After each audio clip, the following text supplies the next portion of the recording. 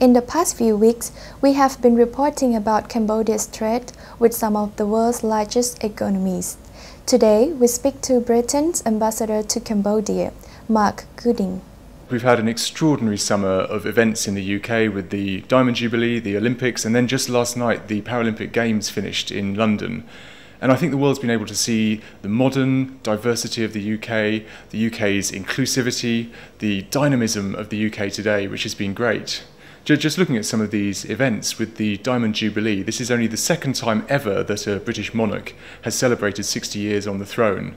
And this is an institution, the monarchy, which Britain is very proud of, but at the same time we're very modern, and some of the celebrations that we saw in the UK to celebrate the Diamond Jubilee were in fact modern, with a pop concert and other things. And then with the Olympics and Paralympic Games, the statistics are extraordinary. I mean, first and foremost, these were a festival of elite sport. And some of the images that people saw with Usain Bolt, with Michael Phelps and many British athletes as well, were extraordinary, and people will remember those for years to come. At the same time, we've shown British inclusivity. The Paralympics were the most inclusive and accessible, best attended and best watched Paralympic Games ever.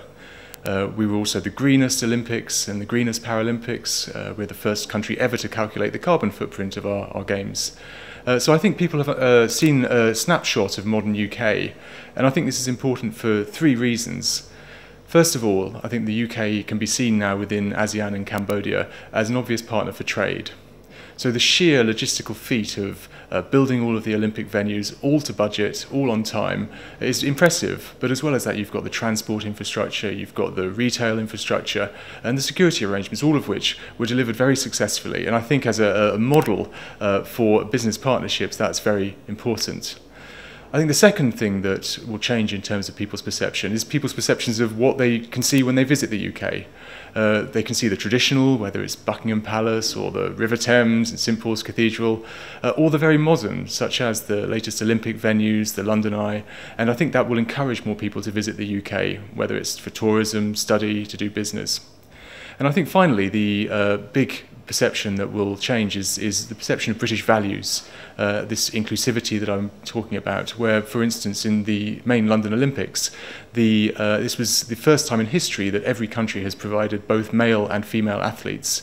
The Paralympic Games were the most accessible in history, so I think huge strides have been made both in terms of inclusivity but also perceptions of UK values.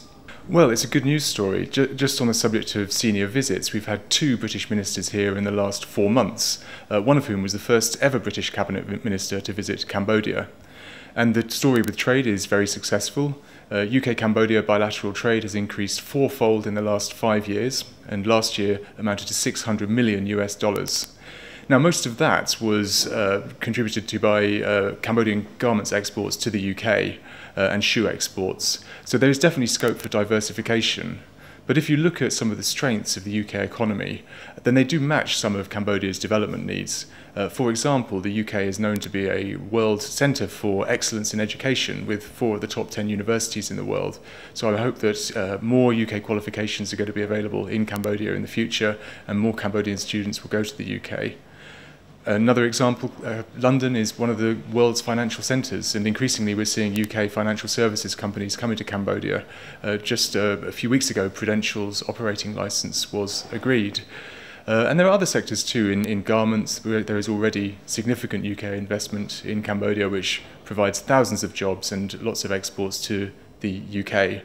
And finally, in construction and design, we saw in the Olympics the very sustainable, functional Olympic venues. In Cambodia as well, that's starting to happen. So the Vatanak Capital development in Phnom Penh, for example, is designed by British architects, it's being built by British engineers, it's being marketed by British marketing companies. So there are 8 different British companies there bringing 21st century high-tech British design to Cambodia.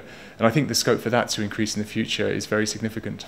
Well, the UK for 20 years now has been a consistent supporter of sustainable development in Cambodia, and we remain so today. We have very significant funding available for Cambodia, particularly in the health sector, also in HIV prevention and poverty monitoring. But Cambodia is also still the biggest recipient of UK demining funding in the world. We also fund the ECCC, the Khmer Rouge Tribunal, as one of the major donors to that, as well as a lot of smaller projects in terms of promoting democracy and human rights, which we see as fundamental to sustainable development as well. So we have partnerships in Cambodia across many sectors, which we hope is going to support economic development in the future and ensure that it's successful.